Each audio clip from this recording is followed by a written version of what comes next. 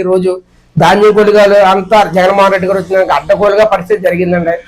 బస్తాకి 2 కేజీలు 3 కేజీలు 4 కేజీలు వాళ్ళు దూసేసుకున్నారు. గత సారాలోని దాళవాళ్ళలో కూడా ధాన్యం తడిచినాయి అని చెప్పి నోక అయిపోతుందని చెప్పి దూసేయడం జరిగింది.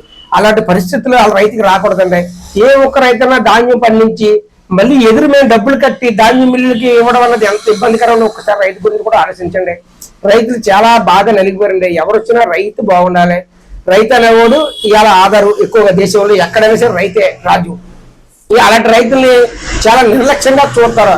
సమాజంలో 10 మందికి అన్నం పెట్టి మేము అన్నం లేకుండా అయిపోయి 10 మందికి అన్నం పెట్టి మేము అన్నం లేకుండా అయిపోతాం. లాస్ట్ రైతులు ప్రతి రైతు ఏమైనా ఇబ్బందులు వస్తే ఎవరికి చెప్పుకోలేక చెట్లుగా పొట్లుగా ఉగిలేసి సరిపోయి పురుగు మంది తాగే పరిస్థితుల్లో రైతులు ఉన్నామండి. ముఖ్యంగా కౌలు రైతులు ఉన్నారు. మరీ దారుణంగా ఉంది పరిస్థితి. అంచేత ఇలాంటి వ్యవస్థలను కొద్దిగా తగ్గించండి. చంద్రబాబు గారు మోడీ గారు నెగ్గాలి మేమంతా కోరుకున్నాను. కమలం పువ్వు గుర్తుకి మన ఓటు.